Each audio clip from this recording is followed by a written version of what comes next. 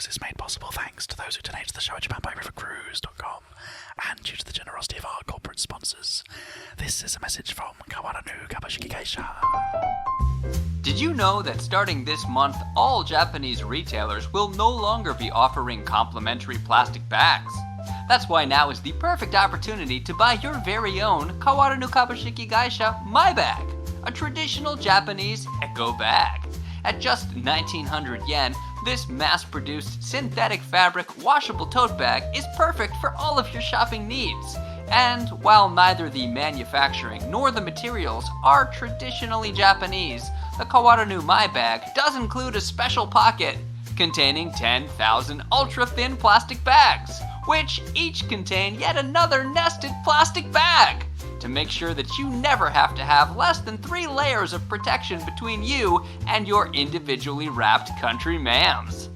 Kawaranu Kabashiki Geisha My Bag. Use discount code JBRC to order, and we'll wrap it in 5 kilos of one-time use cellophane at no extra charge.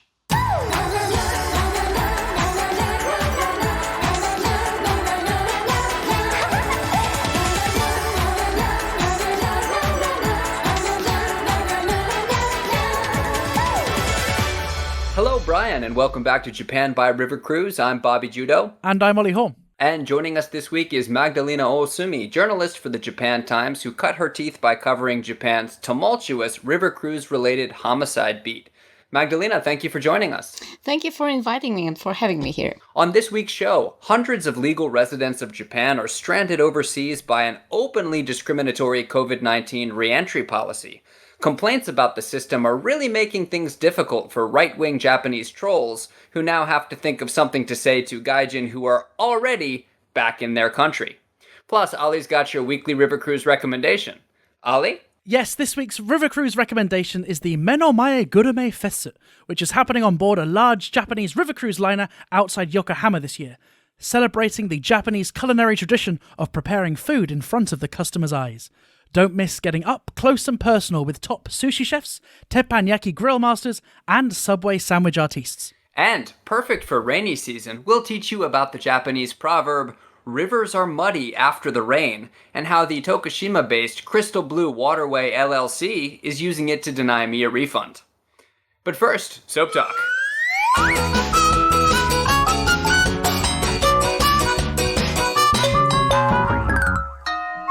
Bobby Judah, how's your week been? I did a online roast battle. I don't know if you caught it. That sounds terrible. I did the Team Tokyo versus Team Roast Battle LA comedy show. Yeah, mixed bag. I will say that I lost my battle and I deserve to lose it, if only because the guy in LA called me Gaijin Fieri. Very good. It's like he's a Western guy who cooks in Japan, and he called me Gaijin Fieri, and it was just so good that single joke took the whole battle. I did actually catch up on the battle, and I liked it when you made the joke that you have 100,000 subscribers on YouTube, and so there'd actually be more people watching the battle if everyone else just went away and it was just you. And then one of the judges said, you look like someone that has 100,000 subscribers on YouTube. But I think a more accurate description of what you look like is, you look like someone that used to have 100,000 subscribers on YouTube. Well, technically they're still there. They just don't watch anymore. I'm glad you like that joke. I think that's the joke that lost me the battle for the judges. Magdalena, I wanted to ask you, you're closer to Tokyo than either Ollie and I are. And Tokyo right now is kind of like the center of the second wave of coronavirus. You guys are setting record numbers again, aren't you? Congratulations. Thank you. but I'm lucky, and I don't really live in Tokyo, so I'm happy that even though the pandemic is still unfolding, well, it is unfolding everywhere, but even though the numbers are growing in Tokyo, I'm still more than 40 kilometers away from the center. Yeah. Which, for someone that's not from Tokyo, that seems like you're still basically in Tokyo. But still, there's a distance, and I try to stay at home as much as I can. Ollie, remember the minimum distance is 6 feet, so 40 kilometers covers more than enough. Yes. Well, I'm just proud, Bobby, that you're using the metric system. Do all Japan Times journalists work from home, or do you have a bureau that you're supposed to go into that you're just not going into because of COVID? Most of us work from home now, and because our job allows it, and it's easy to find information online. Even some news conferences are held online now. So most of us work from home and occasionally go to Tokyo to attend some events press conferences or press conferences. But there aren't too many because of the pandemic. Ollie, what about you? Have you had a productive week? Yeah, I didn't lose any roast battles. I did win a battle with cheesecake, however. I've spent the week learning how to make cheesecake, and I found out I now understand why all my Japanese friends enjoyed making cheesecake and bring them to parties, because it's the easiest thing in the world. I've never known so little effort to make something that otherwise seems so impressive. Now I've seen how the sausage is made, I'm not impressed by anyone making cheesecake. You add sugar to cream cheese, eggs optionally, you put it in the oven and it's done. It's astonishing. It's just nice things put together, create something nice. Who would have thought? I don't want to blow your mind, but you can do a no-bake cheesecake and just re-chill it, and it's pretty much the same thing. Bobby, you can open up a packet of cream cheese and eat it with a spoon. But yeah, I've nailed it. The problem is now I don't really have many people to give the cheesecake to, and so I've worked out that cheesecake makes a good breakfast, lunch, and dinner. But I make sure to slice it in different ways to accommodate for the different meal times. For my morning cheesecake, I'll crumble it like a breakfast cereal. Lunchtime standard. In the evening, I'll cut it like a parallelogram to make it fancy. Speaking of ways to evaluate one's self-worth, should we go ahead and take a look at our mail this week? Yes. What did we get? We've got a message here. Oh, it looks like somebody bought us a coffee. Username at Tuberculosis Ean Pod writes, this Yes. is nothing but a selfish ploy to get you to mention my podcast, The Bean Pod, on your podcast, which will hopefully send my listenership through the roof. It's in the dungeon now. That was a coffee purchased for us by the podcast, Tuberculosis Ean Pod. That is a username at TB, which stands for tuberculosis, and then Ean Pod. E, of course, meaning extra. A, of course, meaning atrocious, and N, which apparently is the N word, so we probably shouldn't even say that on air. Seems like a terrible podcast, Bobby. Well, look, they've paid their $4, so they've got their mention, right? So they've got what they want, which is we're mentioning their podcast, but that's not going to stop us from telling our listenership, do not download this podcast. We've also got a message from Brian in Fukuoka, the one and only, which means it's a Brian. And he writes, hey, buoys, great show this week, the best yet. I can't really put my finger on why exactly. Maybe the guest, you can't go wrong with a Brian. Love, Brian. I really appreciate the message, Brian, and I will reply to it with one of my own fingers. I'll let you figure out which one. Bobby, shall we take a look at the news?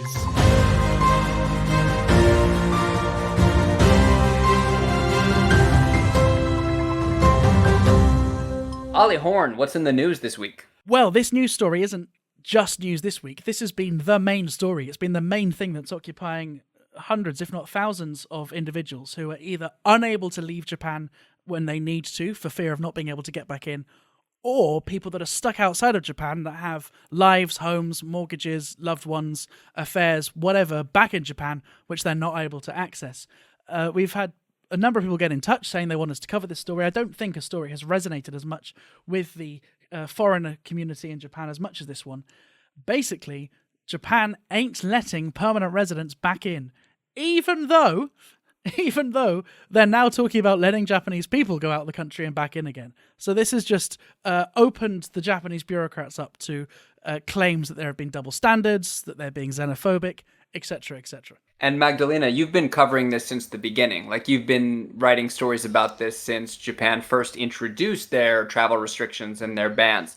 It's really complicated, but I'm wondering where I should start, because Japan first introduced restrictions on foreign travelers in March, and in the first stage, Japan only required foreigners to undergo quarantine. Right. for 14 days after they arrive in Japan. And by foreigners, do you mean anybody, irrespective of the visa they were on, whether they were just tourists? This was just anyone that was coming into the country would have to quarantine. As far as I remember, this covered all foreigners, or regardless of their visa status. But the point is that on April the 2nd, Japan introduced stricter rules that came into effect on the 3rd. So basically, all foreigners who wanted to leave Japan after this ban was introduced, they needed permission to leave, to re-enter. I need to correct myself because everyone can leave. And that's what really saddened me when I was talking to one official from the immigration agency, because he told me, like, look, everyone can leave. Yeah. And right, but it's such a non-argument, isn't it? Right, because it's not leaving that matters; it's coming back. It's like people saying that Dr. Dolittle could talk to animals. I mean, it's only relevant if he could also understand what they're saying back. We can all talk to them.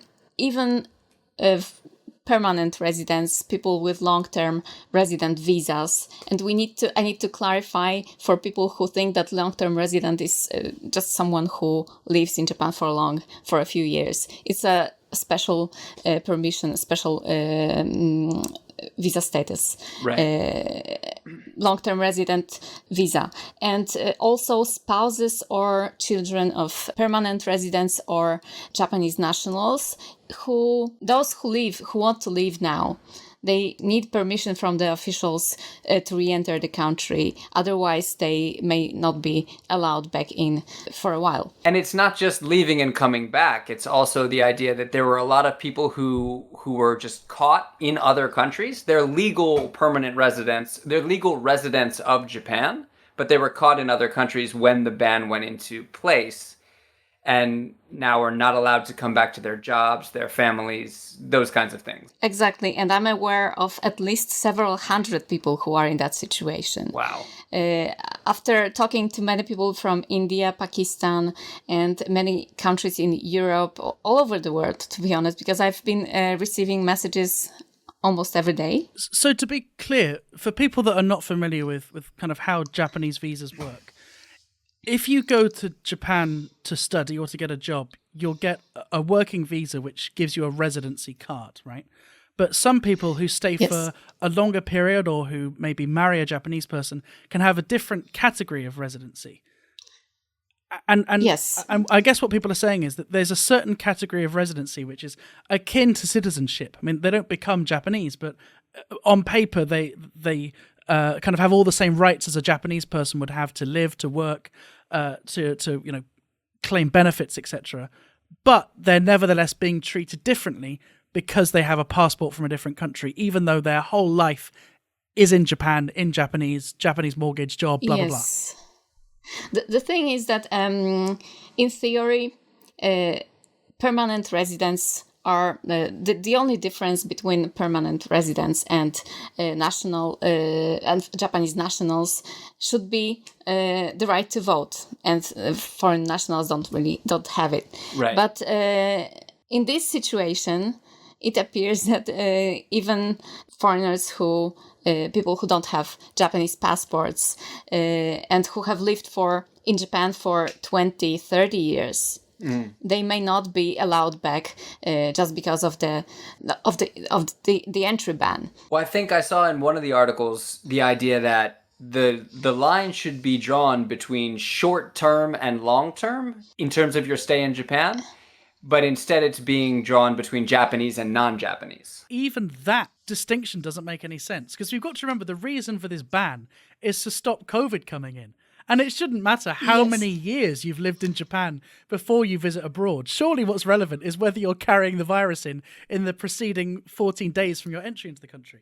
I think that there are so many misconceptions in Japan, like among Japanese people, who think that because Japanese have those high standards of hygiene or those wearing masks everywhere, and this misconception that all Japanese people obey rules. I do think a lot of it does play into the idea of what the perception of Japanese people is and what the perception of foreigners is. And I've been trying to be very careful recently with not saying foreigners anymore, with saying like non-ethnically Japanese, because I think there is this room for someone to be American or originally British or something like that, but then to be a legal permanent resident of Japan, I think that qualifies you in a sense as Japanese, doesn't it? When I'm reporting, I usually try to use a word foreign national, foreign resident. I think I'm a bit guilty of this, that I have a bit of a double standard, that I have a number of friends who are not born in the UK, who have lived in the UK for a certain amount of time, maybe studied there, and I would comfortably say that they're British. And if they claimed they were British, I would acknowledge that, and I wouldn't think to question it, because for me, Britishness does not exclude you having some other identity. However, I'm more than happy to use the word foreigner in relation to Japan, just because I've been so normalized that the Japanese perception of Japaneseness is Japaneseness to the exclusion of all other identities. I got exactly the same thing when I realized one day that when I translate the word gaikokujin or gaijin in my head, I translate it as person who is not Japanese.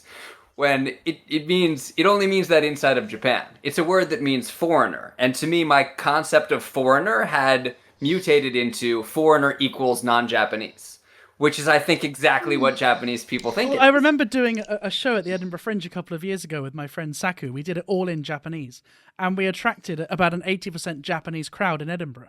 And I emceed the show, and I said, it's so nice to see so many foreigners here. And of course, the Japanese people looked round to see 2 or 3 white faces. And I was like, no, I'm talking to you. But, well, I usually explain to my Japanese friends that they are foreigners to me. So, yeah.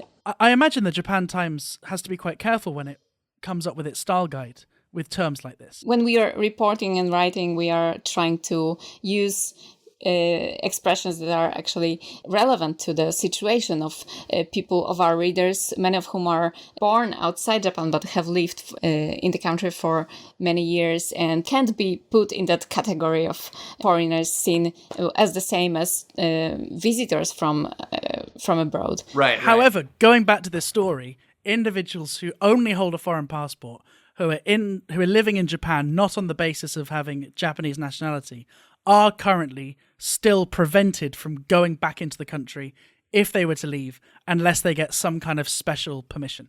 And that permission is not necessarily granted, is it? It's really interesting that after several articles I wrote and some other media outlets followed suit, the Immigration Services Agency, posted on their website a list of examples of situations they take into consideration for humanitarian grounds. I noticed this as well, and it reminded me of the episode where Ali talked about Japanese copyright law, because he talked about the idea that Japanese law sets these specific cases and says, this is an example, and if your case is the same as this example, then it's accepted. And in this same way, these criteria for re-entry that they posted were such specific examples. And it's things like having to go abroad for a surgery or to give birth or to visit an ailing relative. One of them I saw was if you had to appear in court as a witness, which kind of struck me as funny because it was like, did you witness a murder? You're allowed back in. Were you on trial for murder? You have to stay out. Well, but to many people, it's not really that funny because apparently this announcement came in response to questions to phone calls the agency has started receiving after my, not only mine, but after media reports about this situation. And when I talked to an official from the agency yesterday, he told me that they receive like 100, at least 100 daily, like 100 or 200 phone calls from people in asking if their situation matches the criteria. Right. And let's be really frank here. One of the humanitarian grounds is not, I fucking live there, right? Like my life is there, you know. Yeah. They're still having to make their mortgage payments. They're having to get their friends to go in and make sure that their pets are okay. I mean, let's call this out for what it is. It's mad. It's absolutely crazy.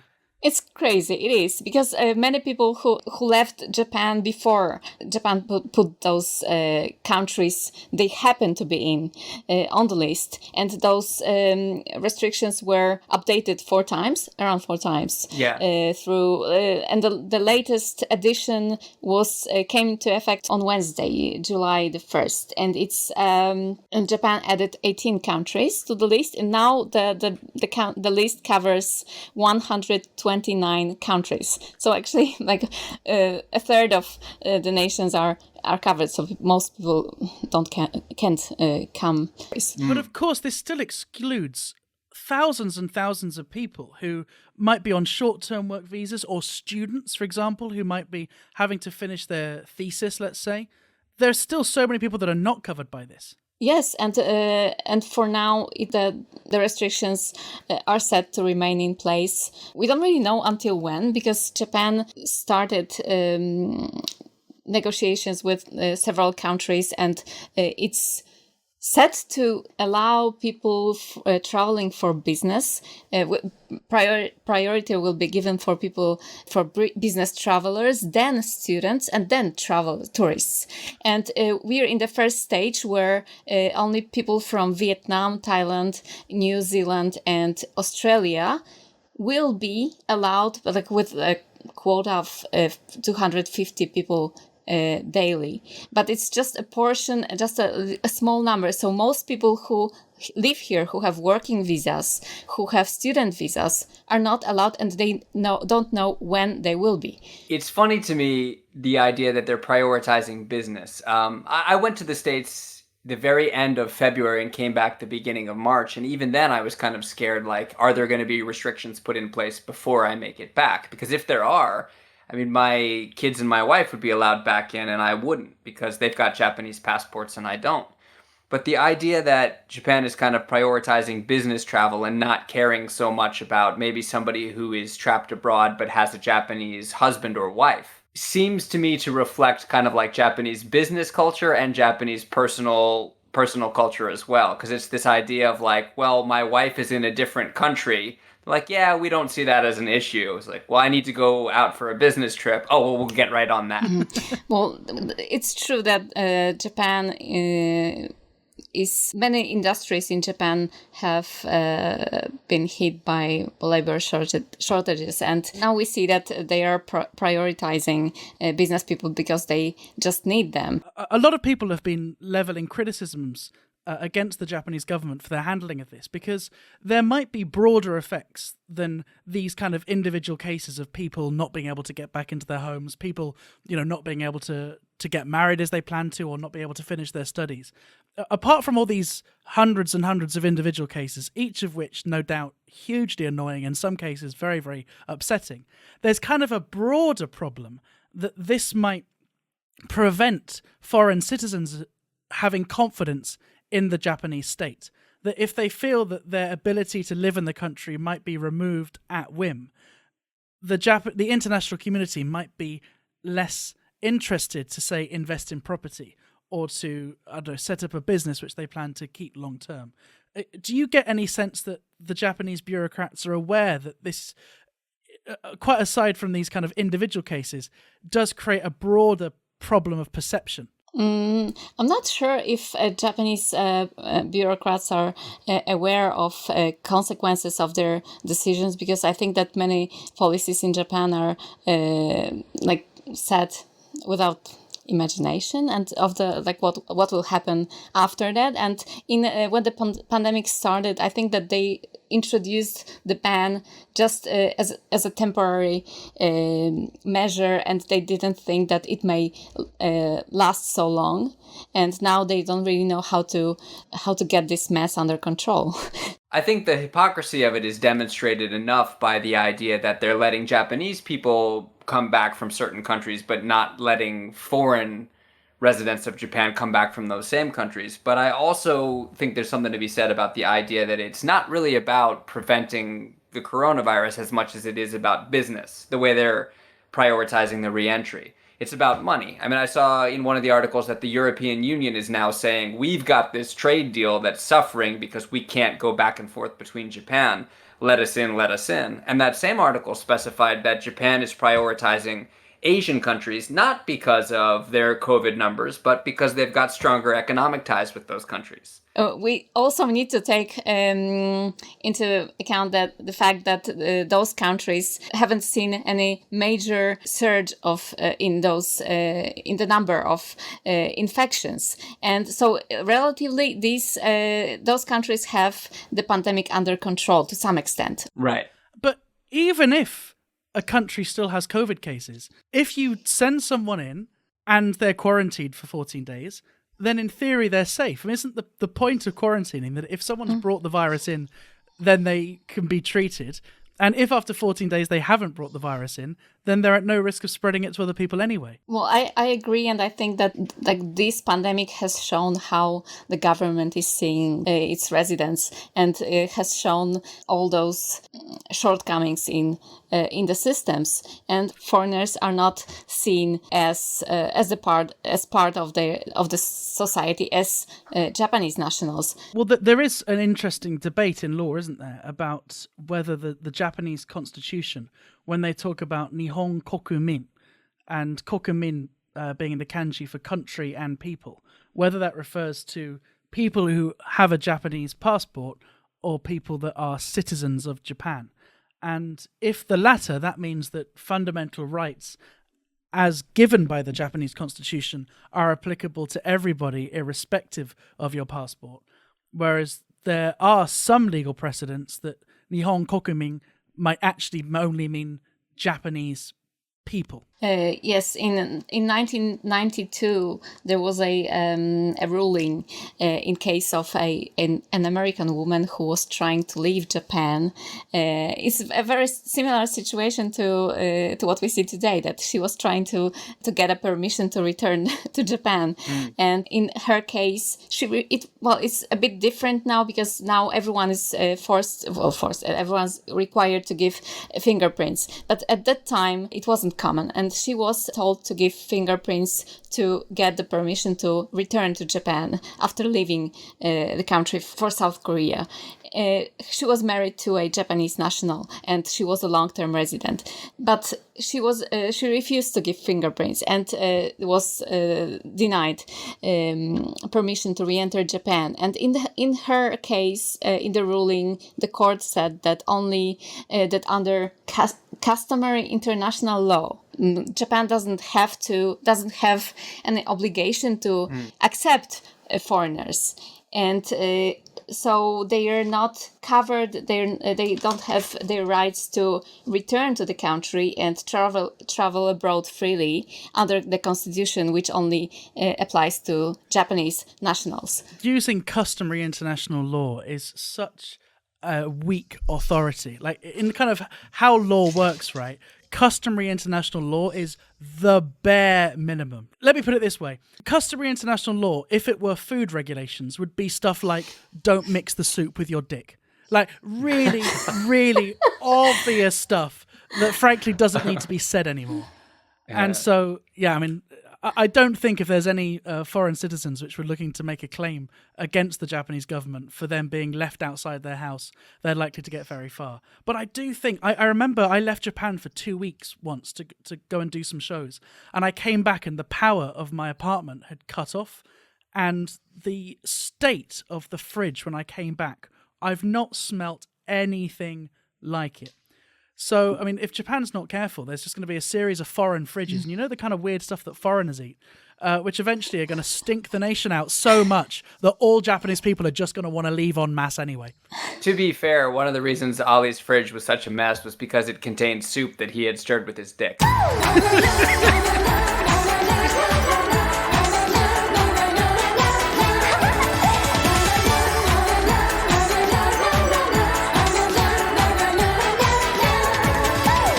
Hey, thanks very much for listening to this episode 42 of Japan by River Cruise. Thanks as ever, to those who are members, if you want to get access to the extra bits of this episode, please go to your private feed at buymeacoffee.com. Thank you also to T-Beam Pod for buying that one coffee, thereby setting the price at just $4 for us to use this platform to say literally anything. That precedent is going to cost us. Yeah, once our official advertisers get word of that, you have effectively ruined the podcast. But ruining podcasts seems like something that you've got experience with. Hey, Bobby ruined my podcast too. I have another podcast. Yes, this boy went through 2 difficult breakups, therefore 2 podcasts. I have another podcast all about food. It's called My Signature Dish, and it's stories from home kitchens around the world. And last month, I was stuck for a guest, therefore Bobby came on it. Bobby, for those that don't know, has legit credentials as a cook. He has his own cooking show, and he has a cookbook, an actual recipe book published, and also he does cook well. I mean, I guess that should be a given. But then again, anyone that knows Japanese TV knows that that's not necessarily a given.